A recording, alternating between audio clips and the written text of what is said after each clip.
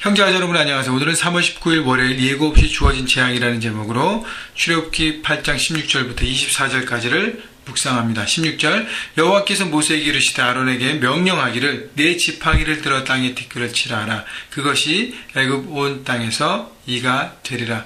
자, 하나님께서 10가지 재앙을 통해서 애굽의 왕 바로의 마음을 바꾸게 하고 바로에게 완전히 두 손 들게 하고 애굽을 심판하고 하나님의 백성을 구원하는 10가지 재앙들이 나오는데 이제 오늘은 세 번째 재앙입니다.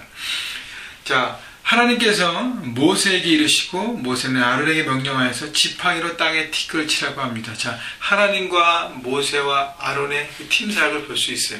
하나님의 사역은 항상 사람을 통해서 하고요.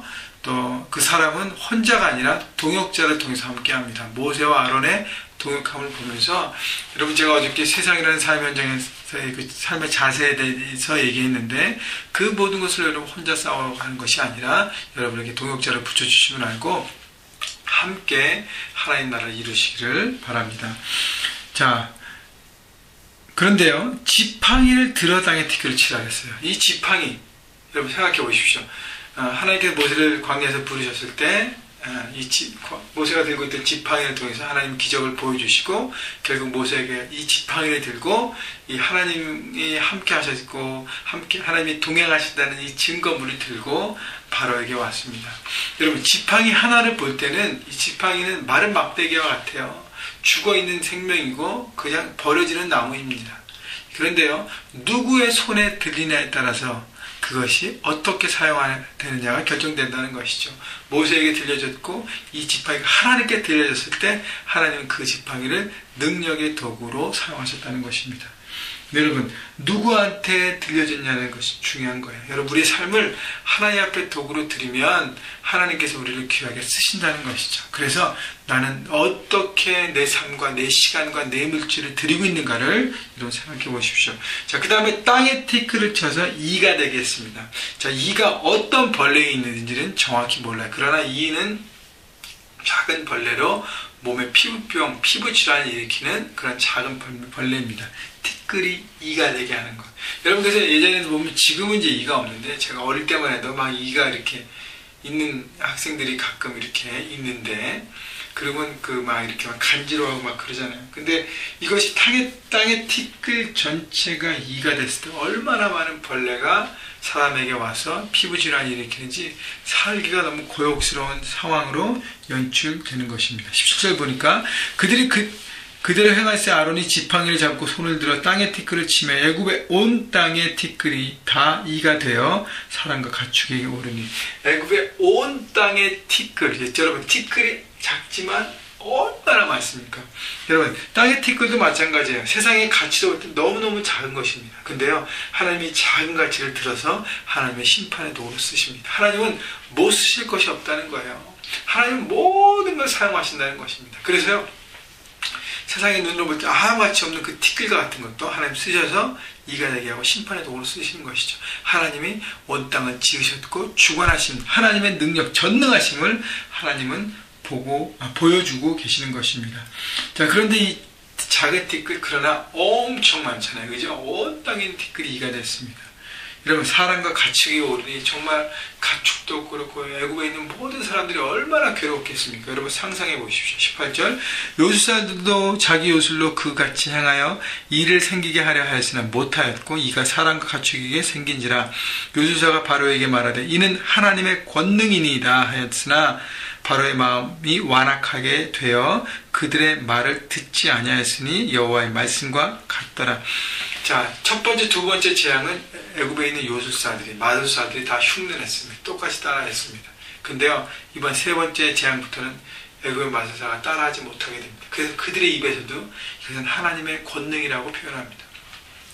영적 대결에서 그들은 진 것이죠. 여러분, 하나님만이 살아계신 신이기 때문에 모든 걸 다스리기 때문에 아무리 초자연적인 능력을 해도 한계가 있다는 것이죠.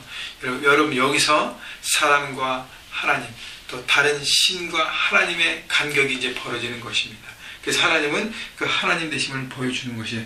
그런데요, 그러하였으나 바로의 마음이 완악하게 돼 그들의 말을 듣지 않았으니 하나님의 말씀과 여호와의 말씀과 같더라. 바로의 마음이 더 harden 하시라.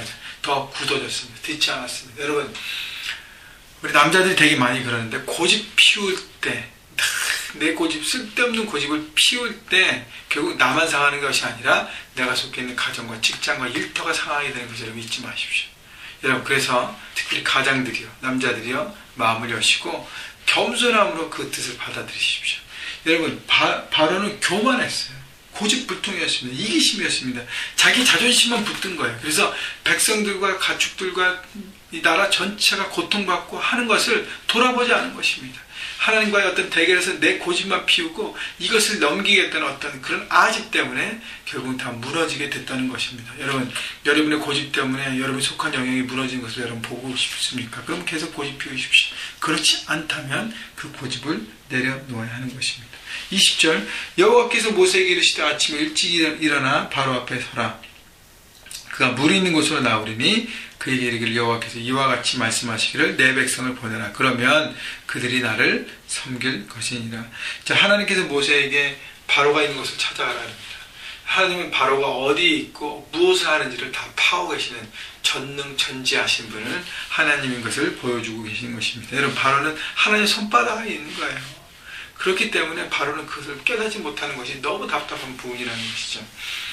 자, 그래서 모세를 통해서 바로에게 내 백성을 보내라. 그들이 나를 섬길 것이다. 출애굽의 목적을 다시 한번 하나님께서 명확하게 말씀해 주고 계십니다. 구원의 목적, 출애굽의 목적은 바로 예배입니다. 하나님을 향한 예배와 만남이라는 것입니다. 21절, 내가 만일 내 백성을 보내지 아니하면 내가 너와 내 신하와 내 백성과 내 집들의 파리떼를 보내리니 애굽 사람의 집집에 파리떼가 가득할 것이며 그들이 사는 땅에도 그러하리라. 자, 그래서 하나님께 다시 한번 재앙을 펼치십니다.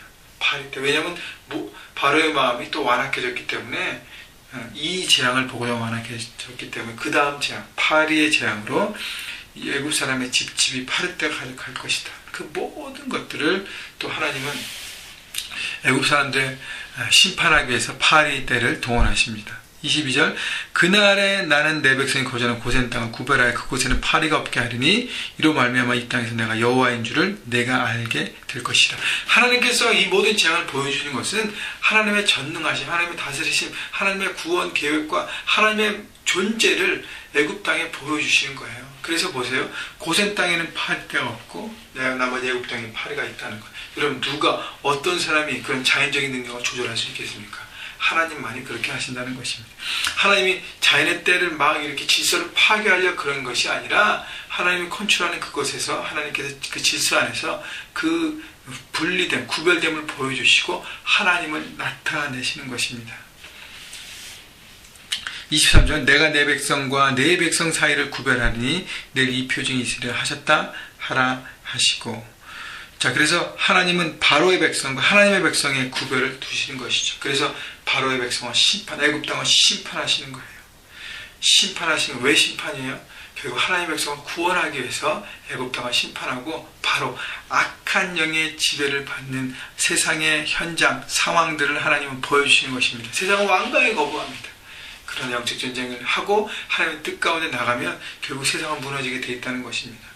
24절, 여호와께서 그와 같이 하시니 무수한 파리가 바로의 군과 그의 신하의 집과 애굽 온 땅에 이르니 파리로 말미암아 그 땅이 황폐했더라. 여러분, 바로의 백성 결국 무너지고 황폐해지는 것.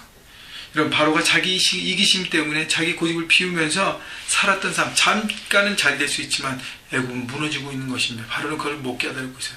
자기의 삶도 무너지고 자기의 왕궁도 무너지고 자기 백성도 무너지고 애굽 전체가 지금 무너지고 있다는 것 깨닫지 못하고 있습니다. 여러분, 하나님을 떠나서 하나님을 인정하지 않고 받아들이지 않고 하나님에 대한 삶의 가치를 두지 않는 인생 모두는요, 결국 파운데이션이 잘못되어 있기 때문에 무너진다는 것이죠. 그러나 고센 땅에 있는 하나님의 백성은 파리떼 없이 어떻게 평안을 누렸다는 것입니다. 여러분, 이스라엘 백성들, 애굽 백성들에 비해서 과거에 어땠어요? 노역하고 고역하고 고난과 고통과 그 안에 있었지만 하나님의 임재가 함께 하시기 시작하고 하나님의 구원 프로젝트가 역사하기 시작하면서 그들은 평강을 누렸습니다. 애굽은 재앙을 누렸지만 하나님의 백성은 평강을 누렸다는 거예요. 여러분, 세상에서 많이 가져야 평강을 누리는 것이 아닙니다. 하나님이 함께 하시면 하나님 임재를 바라보고 동행하면 그 안에 평강이 있다는 것을 여러분 바라보시고, 오늘도 하나님 믿는 믿음 가운데 세상이라는 삶의 현장에서 하나님을 나타내시고 그 뜻 가운데 충돌하시고 세상을 충돌하고 하나님의 뜻을 보여드리고 어렵지만 용기를 가지고 오늘도 승리하시는 여러분 모두가 되시기를 주님의 이름으로 축원합니다.